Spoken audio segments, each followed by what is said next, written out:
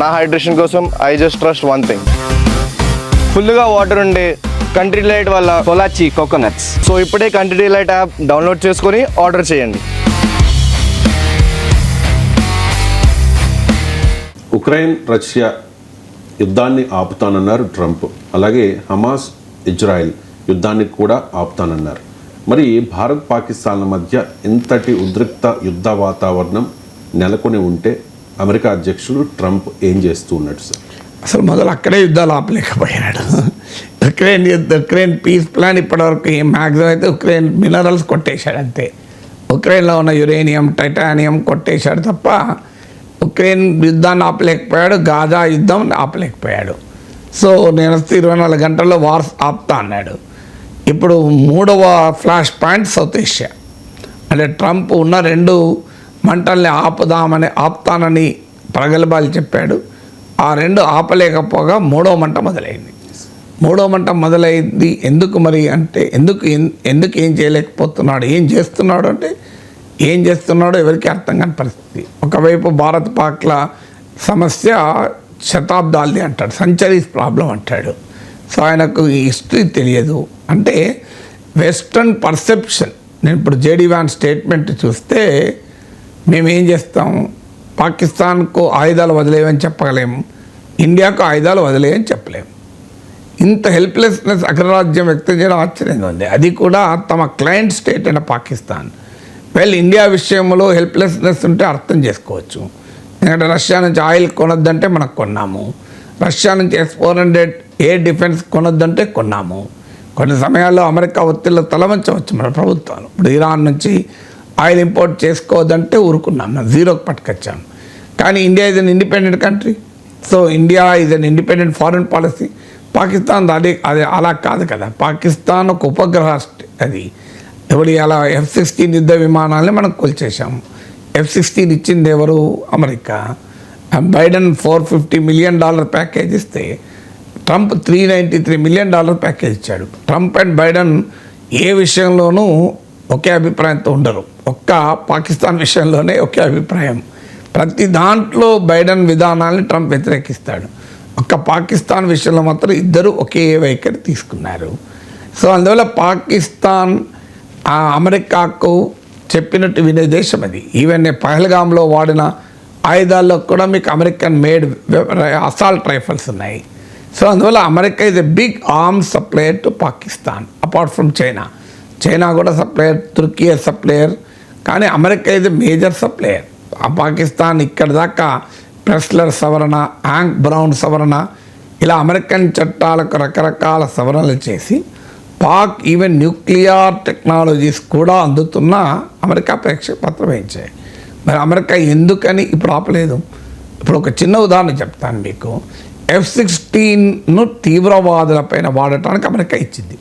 Clear కండిషన్స్లోనే ఉంటుంది, ఇది తీవ్రవాదులపైననే వాడాలి అని. భారతదేశం అబ్జెక్షన్ చెప్పినప్పుడల్లా అమెరికా వాదన ఇదే, Pakistan is a victim of terrorism, తీవ్రవాద బాధిత దేశం, తీవ్రవాదులను ఎదుర్కోవడానికి మేము ఇస్తున్నామని. ఎందుకంటే అమెరికా చట్టాలు ఒప్పుకోలేకపోతే. సో మరి ఇప్పుడు ఏం జరుగుతుంది, మీకు బాలాకోట్ స్ట్రైక్స్ అప్పుడు చూసాం, ఇండియా పైనే F-16 దూసుకొచ్చింది. ఇప్పుడు F-16 మనం కూల్చేసాం కూడా. అప్పుడన్నా కనీసం నాకు గుర్తున్నంతవరకు పాకిస్తాన్ భూభాగంలో కూల్చినట్టున్నది. ఇప్పుడు ఇండియాలోనే కూల్చాం. మన F-16 పైలట్ కూడా పట్టుకున్నాం అంటాను. అదే నిజమైతే తేలిపోతుంది. ఇప్పుడు మరి పాకిస్తాన్ ఏం చేస్తుంది, అమెరికా ఏం చేస్తుంది, తామిచ్చిన F-16 విమానాల్ని పాకిస్తాన్ మిస్యూజ్ చేసుకుంటే ఒక్క మాట అమెరికా మాట్లాడతలేదు. అదే ఒక సావరెన్ కంట్రీని ఇండియా మరో సావరెన్ కంట్రీ అయిన వెనిజులా నుంచి ఆయిల్ కొంటా అంటే 25% టారిఫ్ వేస్తా అంటే నీకేం సంబంధం? మేము వెనిజులా నుంచి ఆయిల్ కొంటే నీకేం సంబంధం? అది పోనీయండి. మా రక్షణ కొరకు రష్యా నుంచి S-400 మిసైల్ డిఫెన్స్ వ్యవస్థ కొంటామంటే అమెరికా కార్సా చట్టం కింద మన పైన ఆంక్షలు విధించింది. కార్సా చట్టం అంటే countering American adversaries through sanctions act అంటారు. అంటే అమెరికా శత్రువులతో సంబంధాలు పెట్టుకున్న వారిపైన ప్రయోగించే చట్టం ఇది.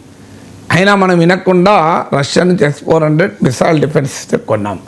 చైనా కొన్నది, తుర్కీ కొన్నది, వాళ్ళపైన అమెరికా ఆంక్షలు కూడా విధించింది. మరి మేము రష్యా దగ్గర ఆయుధాలు కొంటే నువ్వు ఆంక్షలు విధిస్తావే, మరి నీవు పాకిస్తాన్కి ఎందుకు ఆయుధాలు ఇచ్చావు? మన అమెరికా పైన ఎవడ ఆంక్షలు విధించాలి? ఇంత హిపోక్రసీ ఏంది అమెరికాది. అమెరికా ఒకవైపు మేము తీవ్రవాదాన్ని వ్యతిరేకిస్తామని చెప్తూ తీవ్రవాదాన్ని ప్రోత్సహిస్తున్న పాకిస్తాన్ పైన ఒక్క మాట అమెరికా ఎందుకు అనలేకపోతుంది? మేము భారత్ అనలేం, పాకిస్తాన్ అనలేం అనేటువంటి ఈ వైఖరి ఏంటి అనేది క్వశ్చన్. అందువల్ల అది వెస్టర్న్ హిపోక్రసీని తెలియజేస్తుంది. ఇదేదో కేవలం ట్రంప్ అజ్ఞానాన్నే కాదు. So America do not want intervene. మనం మీడియేట్ చేయమని అంటలేం, ఏమనంటే మీడియేట్ చేస్తూ ఉంటారు. అని మీడియేట్ ఎవడు అడిగిండు? మా మీడియేట్ ఎవరి మధ్య చేస్తాం? మాకు వాడికి ఉన్న వివాదంలో మీరెవరు? మీరు మీ వాడు కనుక వాడికి చెప్పండి, పాకిస్తాన్ అనేది భారత్ పైన అన్యాయంగా దాడి చేస్తోంది, తీవ్రవాదాన్ని ప్రోత్సహిస్తోంది, ఈ ప్రాంత సుస్థిరతను దెబ్బతీస్తోంది. మీ క్లయింట్, మీరు కస్టమరు అమెరికా చెప్తే వింటుంది పాకిస్తాన్. దానికి ఉదాహరణే అమెరికా కోరితే పాకిస్తాన్ తాను సృష్టించిన తాలిబాన్ పైన తాను యుద్ధం చేసింది. అదొక ఉదాహరణ, అమెరికా చెప్తే వింటుంది అనడానికి. రెండవ ఉదాహరణ ఒసామా బిన్ లాడెన్ 5 ఏళ్ళు పాకిస్తాన్లో రక్షణ కల్పిస్తే మళ్ళీ అమెరికా వాళ్ళు వాడిని లేపేయాలనుకుంటే అవకాశం ఇచ్చింది కదా పాకిస్తాన్. మాకు తెలియకుంటేనే అమెరికా దాడి చేసింది అంటారు, అది అబద్ధం. అది అమెరికా వాడిని తెలియకుండా ఉండే ప్రసక్తే లేదు. అది ఫేస్ సేవింగ్గా తన ప్రజల కోసం చెప్పుకుంటున్నది. పాకిస్తాన్ అవకాశం ఇవ్వకపోతే అమెరికా బిన్ లాడెన్ లేపేసేదా? మనంటే దీనికి క్లియర్గా అర్థమవుతుంది అమెరికా చెప్పితే పాకిస్తాన్ వింటుంది అంటానికి 2 ఉదాహరణలు చెప్పాను. మరి ఎందుకు చెప్పడం లేదు అమెరికా అంటే మనం ఎవరైనా అడగచ్చు, మరి చైనా చెప్పినా పాకిస్తాన్ వింటుంది కదా, కరెక్టే వింటుంది. కానీ చైనాని చెప్పు అని మనం అడుగుతాము, కానీ చైనాకు మనకు పడదు కదా. మనం చైనాకు వ్యతిరేకంగానే అమెరికాతో కలిసాం కదా. మనం క్వాడ్లో అమెరికా నాయకత్వంలోని క్వాడ్లో చైనాకు వ్యతిరేకంగా కలిసాం. సో చైనా వాడు మనం చెప్తే ఎందుకు వింటాడు? మనకు వానికి గాల్వాన్లో ఇలా సరిహద్దు వివాదం ఉంది.